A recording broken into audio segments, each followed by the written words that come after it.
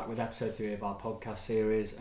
A bit different today. So we put a couple of things out on social media asking how you guys would want us to put this content out, and a high percentage of people said you want it on YouTube to be accessible. So we'll see how it goes on YouTube, and if it's wanted on other platforms like iTunes or SoundCloud, then we'll try and make it available. But it's just going to be literally it's half an hour, 40 minutes of we just chat about anything going on with the club that we want to talk about. So what do you reckon? Well, the first thing I'd like to talk about is just the start of the season, really. Like, obviously we're going into the season, and you're going into it blind as to we've never been in the league before, so we don't know like what to expect, sort of thing. And from the new owners coming in and like the embargo being lifted to our first game was like 2 days, so we didn't really have much time to prepare in terms of players. And I think in the first few games we had teething problems. Definitely. I think a lot of fans, thought, I was kind of one of them, that we knew there was going to be teething problems in those first few games, but I think a lot of people thought that the strength of the squad would see us through that. Yeah. Like, yes, they're a disjointed unit, but you've got Ben Turner that's just come in, and everyone was so excited they thought we'd be playing the first game. They thought, oh, Ben Turner, we've got Enzio, we've got Hemmings at that point, and I thought the strength of the squad would take us through a bit. Looking at like the likes of Ben Turner coming in now, I can't remember when we've made a signing similar to that where he's like a good player and he's not like gone into the first team and played the full game. To me, that just shows Ardley he's smart. He's not going to chuck a player in with this no pre-season, like maybe pick up an injury or like a strain or whatever, and be out for longer than maybe just resting for it. Like he came on for 20 minutes and he was stiff after that, which tells you also. For me, that's a massive thing, that Ardley's big on fitness and all that, and he like yards covered and all that sort of stuff. Well, you can see he knew the squad straight away. He knew who would be ready. Yeah. Because he wasn't putting anyone in that we've missed like Turner for the first game and a half, 2 games. Put him in straight away. It could have been 5 with an injury. Exactly. Yeah. So that was promising, and I think even though we didn't get off to the best start, in terms of like preparation for the next few games, it was decent. I know we're at a point where it's not like we're world beaters or anything like that, but there's obviously huge development, and we're playing a lot better football now than we have been for a long time. Yeah. I've enjoyed it. Even going down and losing to Barnet in the way we did, disappointing loss obviously when you're 1-0 up, but it's been enjoyable to see sort of Ardley not promise something, but say he's trying to strengthen here, there and everywhere, and you can slowly see it happening now. As to, we talked about Turner on Sunday against Wrexham, he didn't put a foot wrong, and like we said, that's probably the difference between him not playing those games at the start of the season, building his fitness back up to come into first team football, and you can't sing Ardley's praises enough for that, because I think that is a lot down to him. Yeah, there's loads of questions as well with Ardley, like three games in, is he the right man? And a lot of people thought, he's not going to change that formation. He's going to keep it with the 5 at the back. I think he was just playing defensive because he knew what he had, and he knew he had to play like that, because if he didn't, he'd be too open. And the team wasn't ready to necessarily play the way he wanted, and he didn't have who he wanted in to play that formation. Exactly, yeah. It's nice to see the depth we have now, though. Like every position has depth. Like you go to goalkeeper. You know what? If Fitzsimmons has to play a couple of games, it's not the end of the world. He was all right in some of the friendlies. Yeah, I think he can step up. You've got right back. You've got Kelly Evans who can play right back, obviously. Tootle, even Rawlinson if needed be. McCrory. Yeah, your centre halves. You've got Turner, Bird, Graham, McCrory if needed, Rawlinson, and all of those would fit into most of the teams in this league's first team. So, exactly. Yeah. I just think the progression through the first 5 games. Yeah. And obviously, I wasn't at the Wrexham game, but from the sounds of him, what he told me, everyone played well. Should have been. Our strikers could have been more clinical. Thomas could have had a few goals. Tyson missed a sitter. Yeah. He was on his front foot and he needed to be on his back foot, but he was in the 6-yard box. It got passed across to him and straight over the ball. It's one of those, isn't it? Like with the strikers, Dennis got one, he gets one straight after. Once Tyson gets one, he'll get another. Yeah, I think Thomas, I seen fans giving him a bit of a hard time, saying, I don't know about him, this, that and the other, but if you look at him in a real footballing perspective, he's holding up the ball incredibly. We've not had a striker that can really do it to the level he was doing it in his first proper game for us. People saying they want a big target man, and we probably need another. But a target man, one of their jobs is to hold the ball up.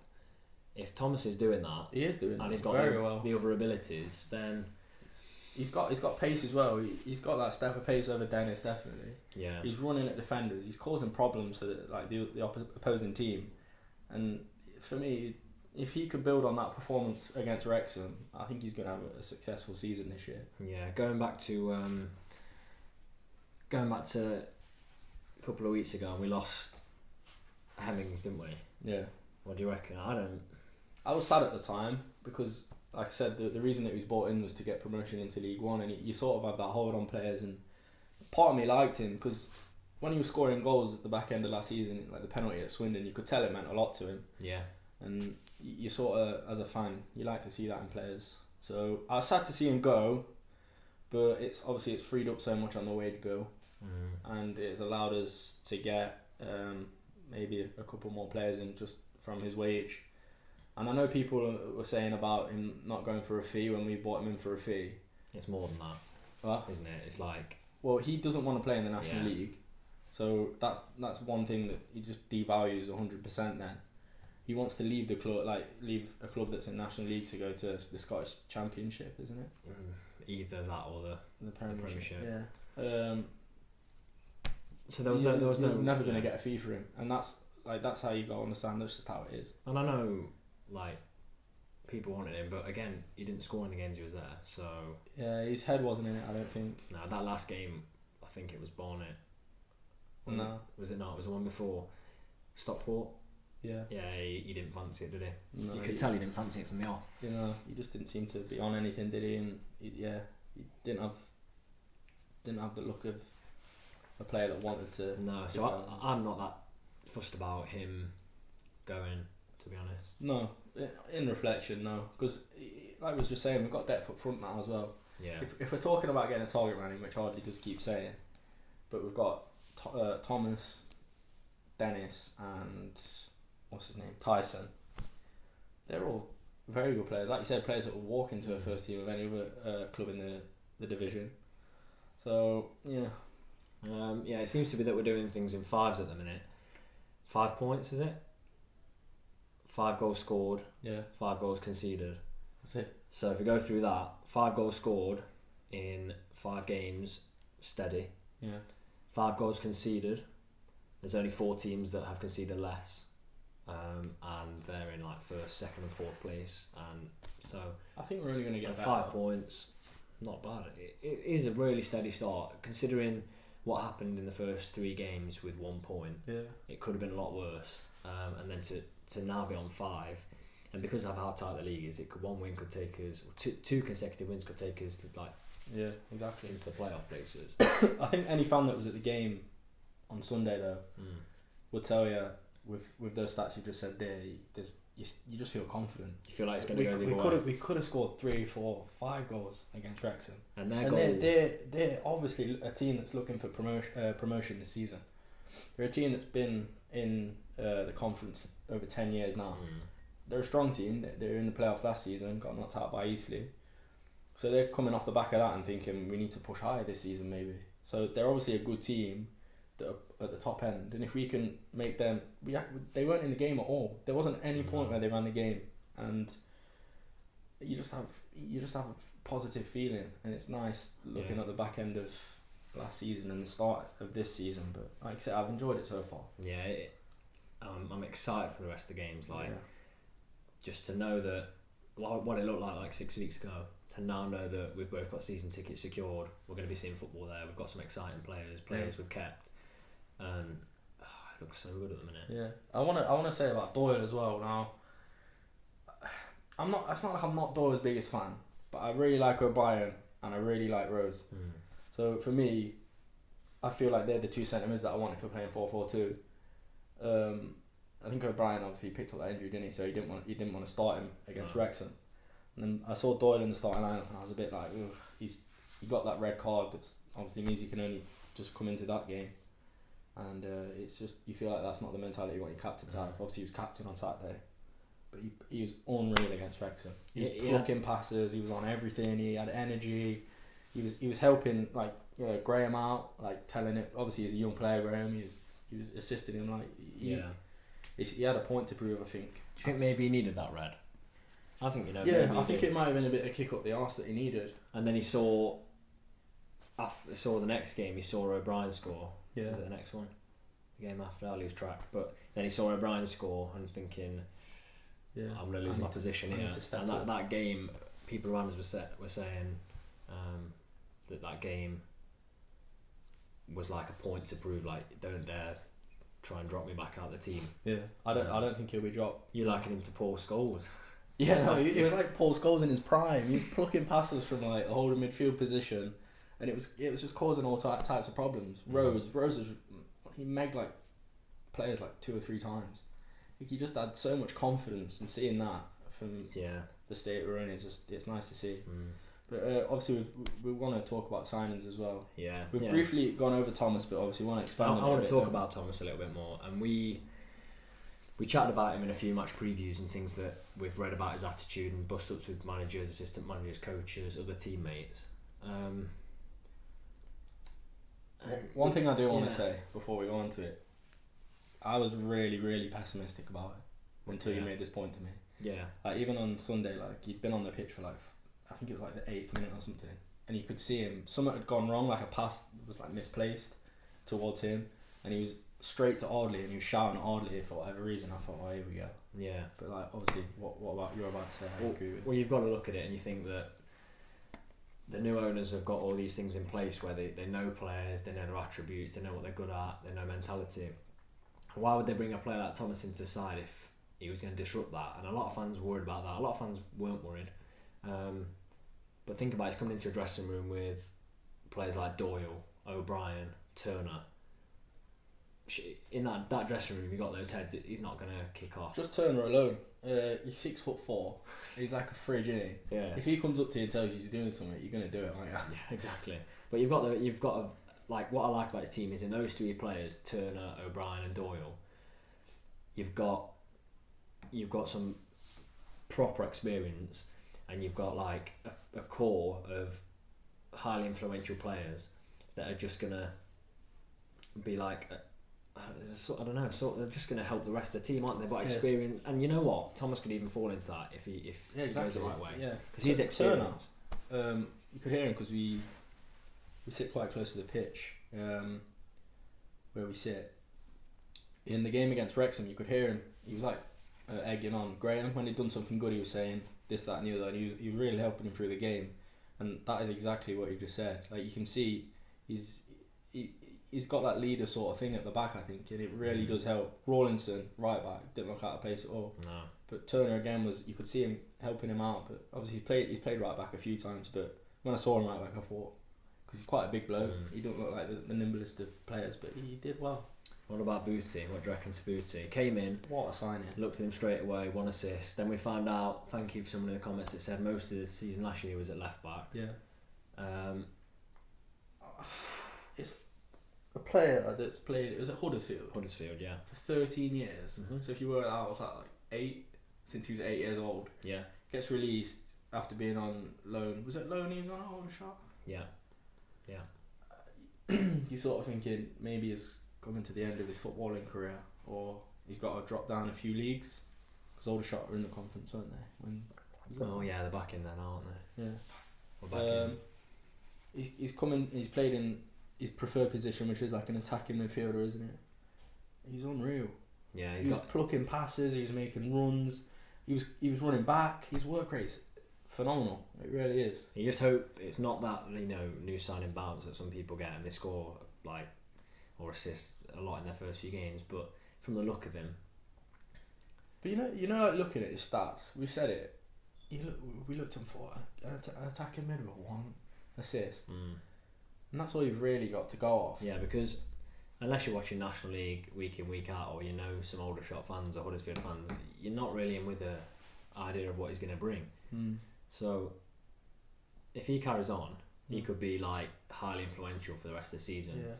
and he could have been like we were saying for weeks. There's a missing piece between like O'Brien, Rose, or Doyle, and then the strikers. Yeah, he fills that void so well as well. Sounds like he filled it from fullback at the weekend. Who? Booty. Was he playing fullback? I don't know. Was it? I haven't guessed the game. No, he's playing. Was it? Yeah, he's playing. Oh, I thought it was fullback. No. Yeah, I didn't guess. McCrory played fullback. Oh, you didn't. Yeah. Yeah, another player played phenomenal. I really didn't rate him after seeing him in the friendlies, but he's played in obviously his preferred position, and he's great. He's getting on everything. Nothing seemed to be seeping through it. It's just it's so encouraging. Yeah. So if you look at other signings, what Notts need? Wingers. Do you think? 100%. We've got Osborne and Enzi, that's it. Like if one of them gets injured, they're the only positions where there's no depth at all. Obviously Booty can drop into like a left mid or a right mid maybe. Yeah. But it's not his preferred position. But maybe it'd work because of the depth we have in the central midfielder positions. And you've potentially got players like Tyson that can drift wide. Yeah. And maybe Thomas, but other positions I now don't think from being like 6 weeks ago from being 10, 12 signings away from a squad that can compete. We're now 1 or maybe 2. I don't think we need a target man. I don't. No. I'm not convinced because I don't know. You've got Tyson, Dennis, Thomas, Enzio's played up there. When we was playing like football, like on the ground, they couldn't come near us.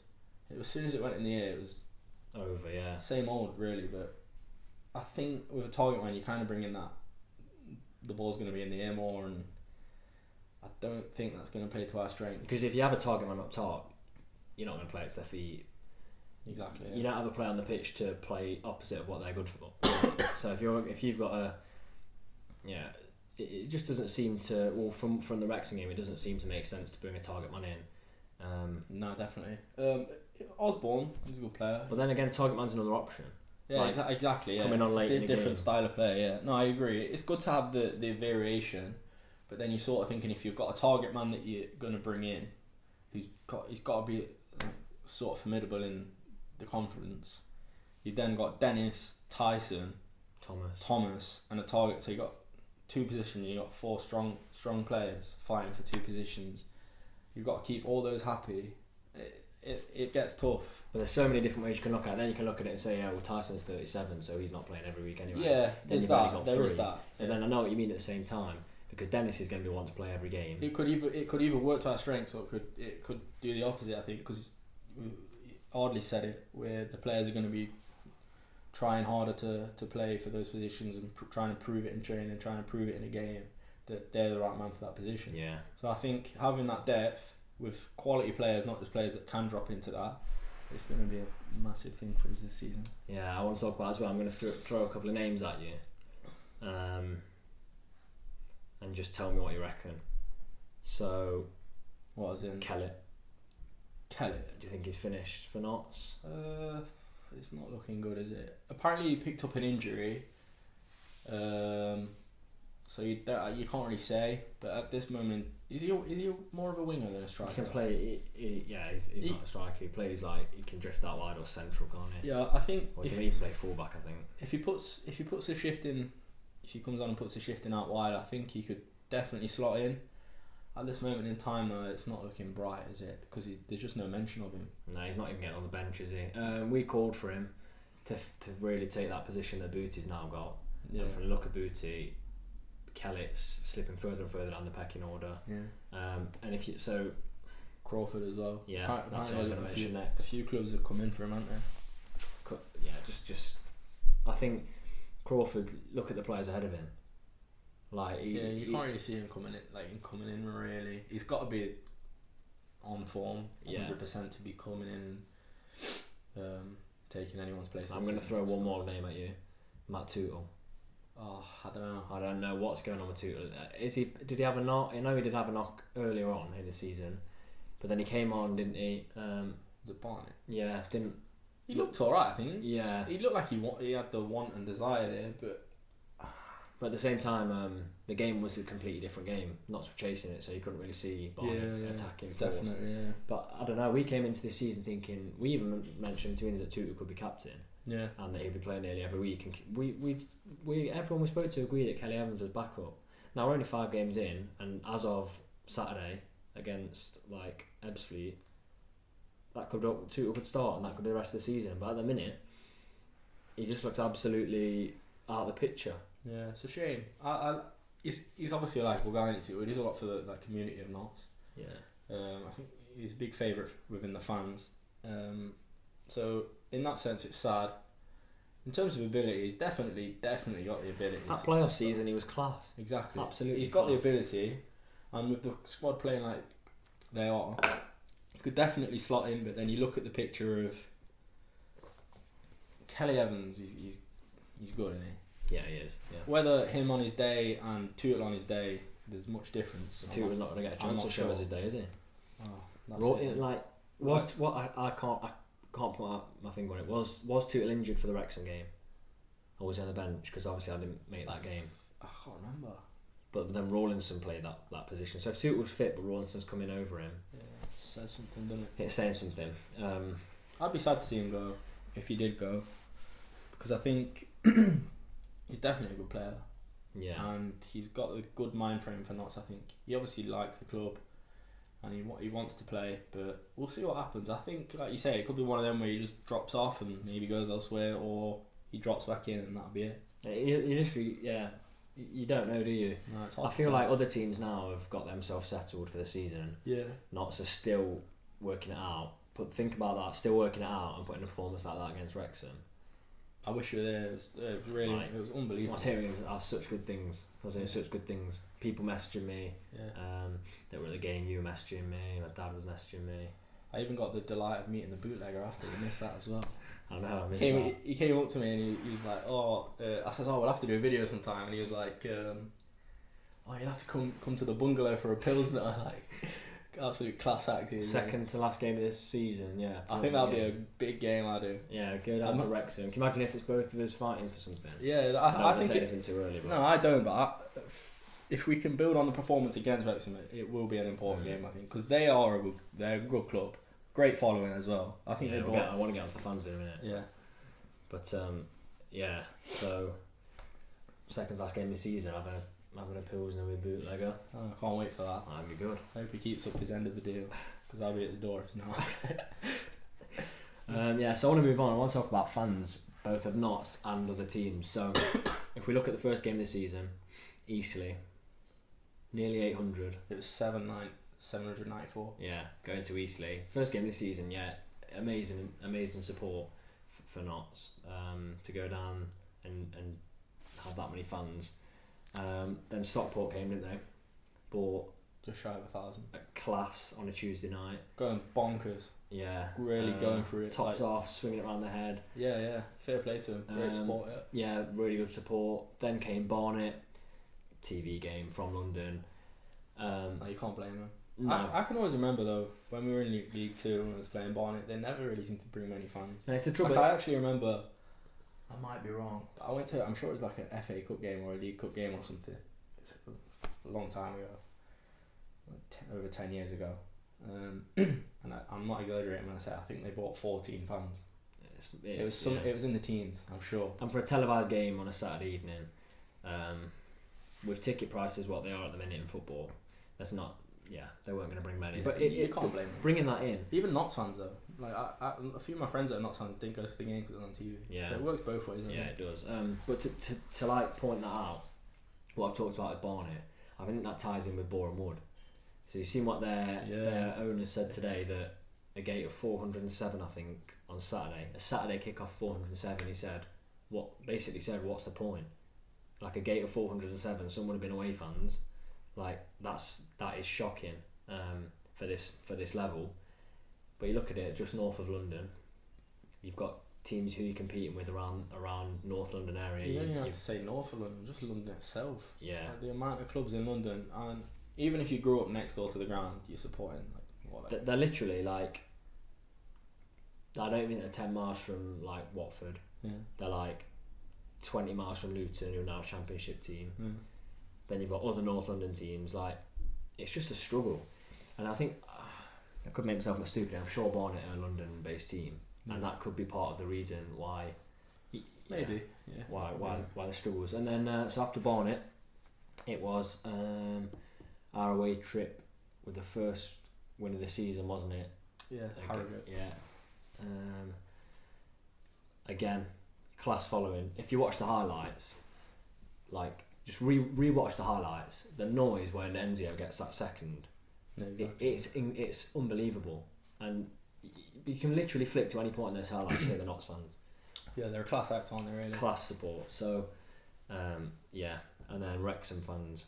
Yeah, they were. About them because you were at the game. I think they're gonna take some beating this season. I think they're definitely gonna be up there with the biggest following. Even like last season, like they bought 1,000. I think it was 1,500 more.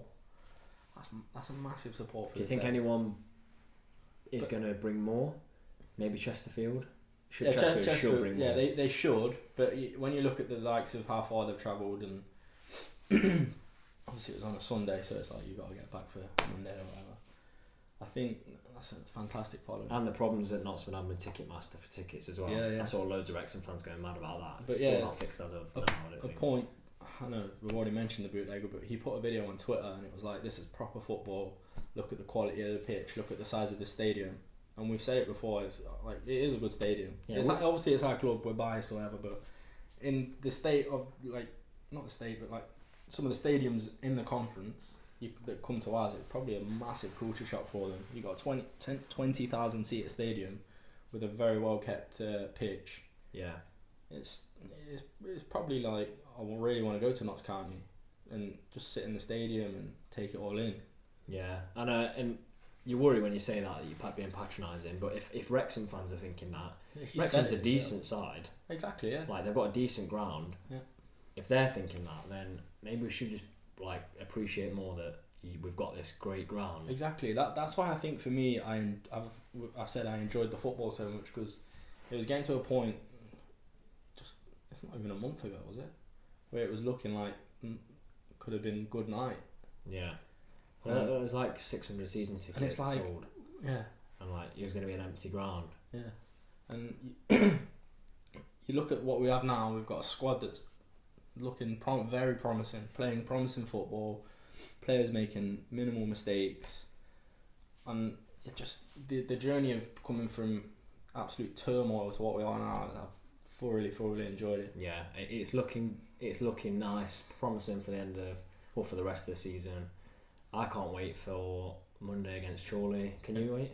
I'm not there, man. Oh well, I'm on my holidays, unfortunately. Watch you get this great Wrexham game and ball the win, and I'll get a shocking 0-0 for Chorley. No, I think if we go to Ebbsfleet, and obviously get a result. Yeah, but I think you can't underestimate Ebbsfleet. We talked about this earlier, didn't we? Yeah, we'll go on that in the preview, but they've not had an easy start to the season. It's not going to be easy. So no, absolutely. Hopefully we take a lot of fans down there. Yeah, but yeah, I'm hoping for a few successive wins and get the momentum going now. I think it's important that we've got these even 2 games without a loss. Yeah, definitely. 4 points in 2 games. If you keep going 4 points in 2 games for the rest of the season, that's plus playoffs. Oh yeah, that's possible. Yeah. Well, I don't think you might win the league off that, but that's playoffs.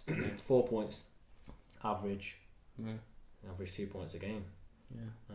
If you'd like to let us know in the comments after the Wrexham game, I'd just like to see after the Wrexham game, if you think we can build on that performance, where do you think we're going to end up at the end of the season? At this point, see where fans' heads are at. What are you thinking? Because obviously I wasn't there, so I'm not going to make a judgment. It's so easy to get too hyped about it and the way they played, and after seeing a good performance, which we've not seen much of. But if we can keep that up, I'm fairly confident we can get playoffs. Fairly confident. But you'll have to let me know what you think after the Chorley game. Yeah. Literally, fans were calling for Ardley's head with the release of the team before Wrexham. People think, oh, he's gone back to this formation. I was in the pub with Jordan, who I had a chat with before, and I was looking and I was like, that looks like a 3-5-2 kind of. And I was like, why has he done that after the performance he put in at Harrogate? And I got in, I was sat with James, and he said, oh, it's 4-4-2, and I was like, no, it's not. He's like, Robinson's right back. I was like, oh, thank God for that. But it worked. Yeah. His players out of position, and it worked really well. And if you're looking at players out of position and play like that, imagine when we're all in position. Exactly, and then everyone's so promising. knows everything. Yeah, and I want to see like a bond being made between Tyson and Dennis, and Tyson and Thomas and Dennis, and just little triangles opening up on the pitch. Booty, Thomas, Dennis, and a partnership coming with, like you said, Graham and Doyle, and like those are there to be made. And the fact is, they won't have been made yet. These, and we're playing performances like that. You can see as well, like obviously they're a tight knit bunch now, I think, because of what happened. So I think that's going to work in our favour, as mad as the summer was. Yeah.